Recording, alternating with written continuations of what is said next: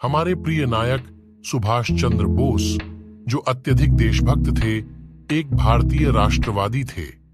वह 1920 और 1930 के दशक के अंत में भारतीय राष्ट्रीय कांग्रेस की युवा कट्टरपंथी शाखा के एक प्रमुख नेता थे, जो 1928 और 1939 में कांग्रेस अध्यक्ष बने। सुभाष का जन्म 23 जनवरी 1897 को कटक, उड़ीसा डिवीजन, बंगाल प्रांत में हुआ था। सुभाष का जन्म प्रभाती दत्त बोस और जानकीनाथ बोस, जो एक कायस्थ परिवार से थे, के घर हुआ था। वह 14 बच्चों वाले परिवार में 9वें थे। 16 साल की उम्र में बोस स्वामी विवेकानंद और रामकृष्ण की रचनाएं पढ़ने के बाद उनकी शिक्षाओं से बहुत प्रभावित थे। उनका झुकाव अपनी पढ़ाई से अधिक महत्वपूर्ण अपने धर्म की ओर था। उनके गुरु चित्तरंजन दास थे, जो बंगाल में आक्रामक राष्ट्रवाद के प्रवक्ता थे। उन्होंने भारत में स्वराज जैसे कई समाचार पत्र शुरू किए। इसके अलावा वह समाचार पत्र 16 साल की उम्र में बोस स्वामी विवेकानंद और रामकृष्ण की रचनाएं पढ़ने के बाद उनकी शिक्षाओं से बहुत प्रभावित थे। उनका झुकाव अपनी पढ़ाई से अधिक महत्वपूर्ण अपने धर्म की ओर था। उनके गुरु चित्तरंजन दास थे, जो बंगाल में आक्रामक राष्ट्रवाद के प्रवक्ता थे। उन्होंने भारत में स्वराज जैसे कई समाचार पत्र शुरू किए। इसके अलावा वह समाचार पत्र फॉरवर्ड के संपादक थे, जिसकी स्थापना उनके गुरु ने की थी।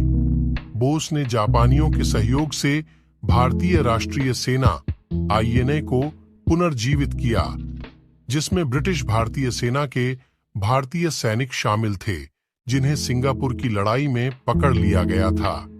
बोस की अध्यक्षता में स्वतंत्र भारत की अस्थायी सरकार का गठन जापान के कब्जे वाले अंडमान और निकोबार द्वीप समूह में किया गया था। सुभाष के नेतृत्व में INA क्षेत्र, जातीयता, धर्म और यहां तक कि लिंग के आधार पर विविधता का एक मॉडल था। भारत में 1964, 1993, 1963, 2001, 2016 और 2018 तक कई डाक टिकट जारी किए गए हैं, जिन पर बोस को चित्रित किया गया है। कोलकाता में एक हवाई अड्डे का नाम उनके नाम पर नेताजी सुभाष चंद्र बोस अंतर्राष्ट्रीय हवाई अड्डे के रूप में रखा गया है।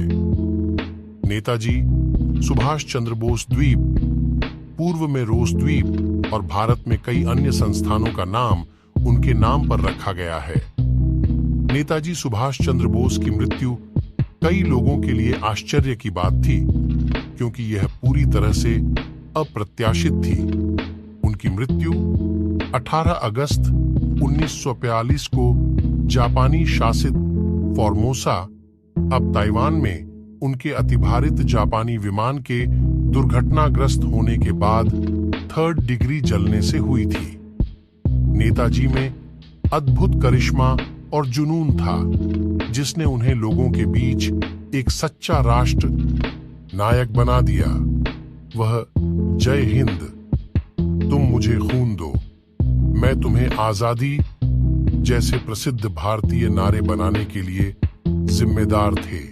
उनके नारे और शब्द लोगों के बीच इतने लोकप्रिय हुए कि उन्हें आज भी याद किया जाता है और आने वाली पीढ़ियों को सिखाया जाता है। तो आइए देशभक्ति जगाने वाले कुछ सबसे करिश्माई सुभाष चंद्र बोस उद्धरण देखें। सुभाष चंद्र बोस उद्धरण: एक व्यक्ति किसी विचार के लिए मर सकता है, लेकिन वह विचार उसकी मृत्यु के बाद हजारों लोगों के जीवन में अवतरित होगा। सुभाष चंद्र बोस।